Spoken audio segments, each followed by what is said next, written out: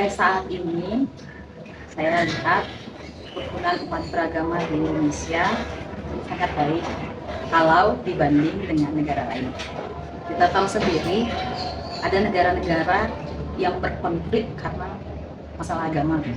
Ada kan? Sampai berperang, sampai keluarin bom dan lain sebagainya. Tapi kalau di Indonesia tidak sampai seperti itu. Kita walaupun negaranya beragam penduduknya, tapi kita masih bisa hidup saling harmonis, saling menghargai. Ya, prosesnya saya lihat kita masihlah bisa hidup berdampingan tanpa ada kalau kecil-kecil biasa. Tapi kalau yang sifatnya besar, ya, kita masih bisa dikategorikan sebagai negara yang masih harmonis dalam hal agama. 85, 90. Kerukunan beragama di Indonesia ini masih kurang karena masih ada, saya lihat di mana-mana ada yang tidak rukun. Tapi menurut persennya saya rasa itu ada 70%. Yang 30% ini perlu kita perbaiki semuanya karena kita ini adalah satu di dalam Tuhan. Tuhan kita satu. Karena itu untuk kerukunan beragama itu perlu kita tingkatkan. Kalau menurut Miss itu masih 80 karena ada di beberapa daerah itu dia masih ada diskriminasi, masih ada bedakan agama. Terus kalau misalnya nih kita di sekolah yang mayoritas itu banyak yang membeda-bedakan juga banyak diskriminasi. Saya bisa kasih poin di 85. Kenapa demikian? Karena untuk sentimen sudah tidak ada, alhamdulillah sudah tidak ada, tetapi masih ada hal-hal yang harus diperbaiki lebih lanjut lagi. Seperti itu. Sudah sangat baik. Seringkali kita melihat antar umat agama itu saling menghargai, terutama pada saat perayaan agama, di mana seluruh warga Indonesia saling mengucapkan selamat hari raya kepada umat-umat yang berbeda agama. Contoh lain, bahkan ketika ada musibah, ada bantuan kemanusiaan, nah bantuan itu tetap diberikan tanpa memandang agama, bahkan suku dan budaya. Kalau saya bilang 90, jadi sisa 10 gimana? Sisa 10 mungkin masih butuh yang namanya sosialisasi dan sebagainya. Makanya tetap ada pembelajaran toleransi. Bagaimana kita bisa meneruskan budaya nilai-nilai toleransi ini terhadap generasi seterusnya. Itu tetap ada. Sudut pandangan Budi sendiri, ada beberapa hal yang memang kita kenal. Mungkin Hendrik kenal lah. Kita selalu bilang umat Buddha sabe sapa bawantu sukitata. Artinya semoga semua makhluk hidup aman. Ada yang dibilang semoga saya umat Buddha saja yang berbahagia. Ada bilang gitu? Oh, tidak ada. Nggak ada. Itu salam yang saya bilang sangat universal sekali. Yang memang kita nggak pernah bilang semoga umat Buddha saja yang bahagia, enggak. Semoga semua makhluk hidup berbahagia. Tidak dipungkiri bahwa itu manusia maupun hewan. Iya kan?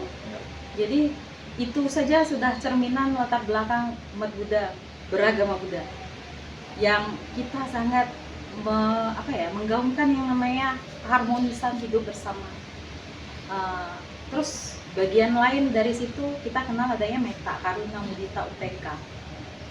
Tahu itu Brahma Wihara? Cinta kasih kepada semua makhluk. Metta tidak ada dibilang itu hanya khusus kepada umat Buddha. Nggak ada? Tidak ada. Nggak ada. Jadi itu juga sudah merupakan bagian dari universalnya agama Buddha.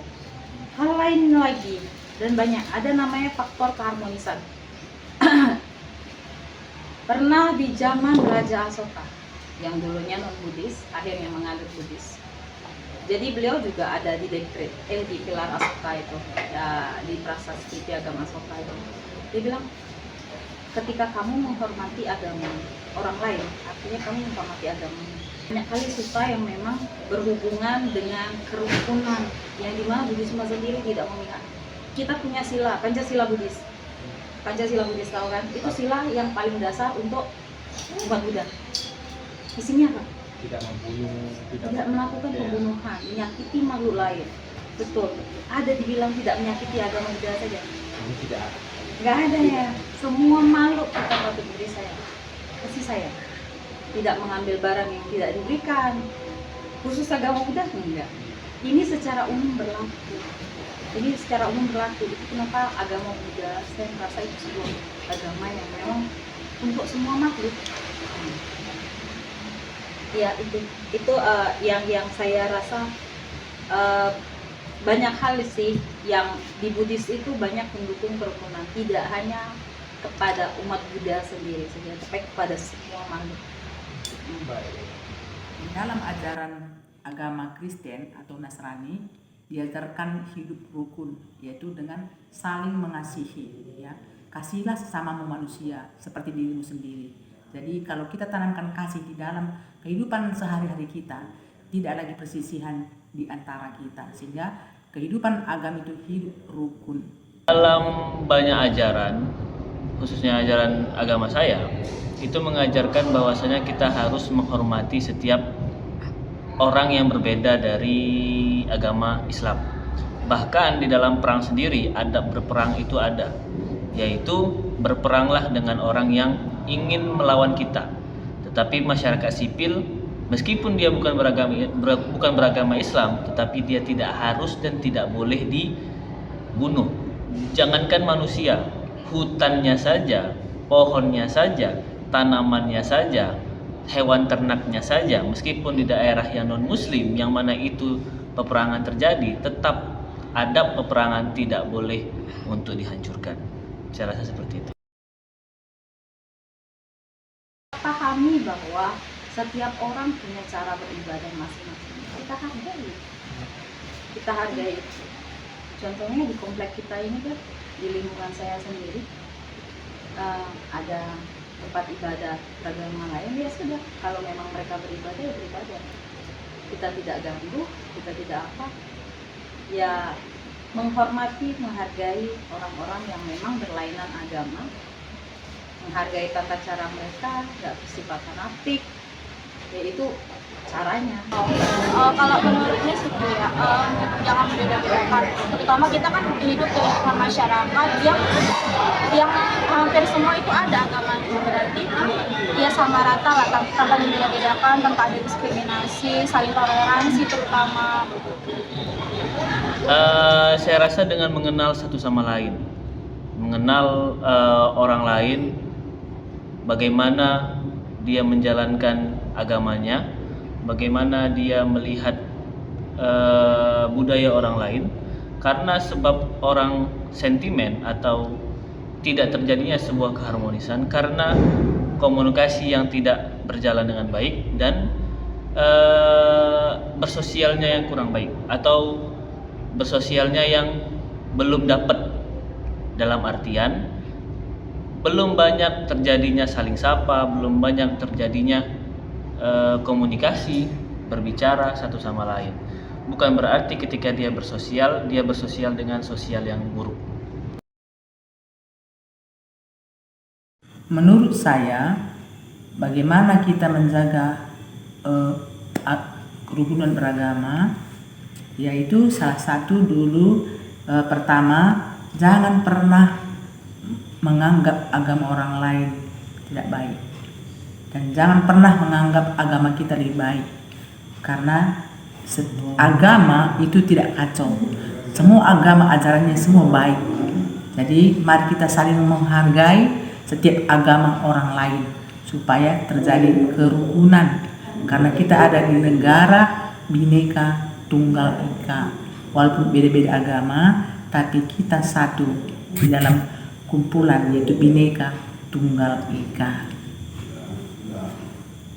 Aja tanpa mengganggu agama lain lah, maksudnya jangan saling toleransi, mau dimanapun itu ya, mau dimanapun, mau di negara manapun itu tetap harus ada toleransi. Contohnya kayak misalnya itu nggak salah jauh-jauh di Malaysia kan banyak juga kan seperti di Indonesia. Terus di Korea kalau nggak salah itu udah ada masjid, udah ada agama lain juga. Oke, ini menarik karena ketika saya itu mau kuliah di luar negeri, yaitu di Mesir, saya terkendala dengan sebuah hal yang namanya visa dan paspor, yang mana pada saat itu pihak dari pemberangkatan itu meminta untuk segera cepat untuk melakukan proses tersebut. Nah, kami terjebak dengan adanya hal administrasi yang saya sendiri itu kurang paham. Tetapi ketika saya mengurus untuk visa dan administrasi seperti paspor dan segala macamnya, kami bertemu dengan seorang agama, seorang Hindu atau Buddha, saya kurang ingat itu. Tapi yang jelas dia mengatakan seperti ini, kalian mau kemana? Seperti itu. Kami menjawab, kami mau ke Mesir, kami mau belajar agama. Nah, ketika itu dia langsung mengatakan, saya mau bantu kalian. Saya mau bantu kalian dalam segi hal apapun itu. Karena dia senang dengan seorang pemuda yang belajar agama. Nah, setelah selesai permasalahan itu, dia datang ke kami dan dia menyampaikan pesan yang sangat-sangat mendalam. Apa pesannya? Pesannya adalah jika semua manusia di dunia ini menjalankan agamanya dengan baik, belajar tentang agamanya dengan baik, mengetahui agamanya secara spesifik dan mendalam, maka tidak ada peperangan di dunia ini. Pola pikir yang harus dimiliki setiap manusia di dunia ini, apapun agamanya, kepercayaannya, adalah bahwa setiap agama itu mengajarkan kebaikan, mengajarkan kasih, menyebar kebaikan. Jadi tidaklah benar kalau misalnya ada sekelompok orang tertentu yang memiliki pemikiran bahwa agama A, agama B tidak benar mengajarkan yang lain-lain. Itu semua agama di dunia ini pada dasarnya memang mengajarkan tentang kebaikan. Pemerintah sebagai payung untuk seluruh masyarakat Indonesia, yang mana tidak ada tindak diskriminatif dan tidak ada hal-hal yang mengecewakan di salah satu kubu, mengecewakan di salah satu pihak. Jadi dalam hal ini pemerintah juga harus berpikir dan bertindak secara tengah, secara tidak ada yang menyakiti siapapun. Ini sangat sulit sekali karena untuk mengambil sebuah kebijakan yang tidak menyenggol siapapun itu sangat sulit sekali. Seperti itu. Kalau pemerintah kan pasti dibilang mendukung, buktinya pendirian tempat ibadah juga nggak pernah ada hambatan. Nah, yang penting disetujui masyarakat sekitar. Nah, itu biasanya pemerintah pasti dukung. Ada yang undang-undang tentang kebebasan kita untuk beragama, kan ada itu pasal 29. Tiap orang bebas menurut agama dan keyakinannya masing-masing. Jadi ya dukungan pemerintah pasti ada. Perayaan acara kayak biasa Pemko buat perayaan Waisak bersama, acara itu biasa pasti dihadiri oleh orang-orang pendukung tokoh-tokoh yang beragama lain, iya kan? Jadi ya dukungan pemerintah ya seperti itu. Pertama, pemerintah harus tegas menindak semua yang tidak adil dan menegakkan hukum dan keadilan. Bagaimana pemerintah ketika melihat sesuatu yang terjadi mungkin di dalam ibadah ada kerusuhan, harus dengan tegas untuk menindak supaya mereka pelaku-pelaku yang membuat kerusuhan di dalam ibadah ini tidak melakukan berulang-ulang. Cukup sekali saja ketika pemerintah melakukan hukum dan keadilan, pasti mereka jerah untuk melakukan yang membuat kerusuhan. Yang kedua, pemerintah jangan memandang bulu, karena peran pemerintah di masyarakat sangat penting, karena rakyat mengharapkan pengayoman dari pemerintah, sehingga pemerintah ini sanggup mengayomi semua masyarakatnya yang beragam, yaitu beragam bahasa, suku, dan agama. Sehingga ketika pemerintah tidak memandang bulu, di situ terjadi kerukunan beragama,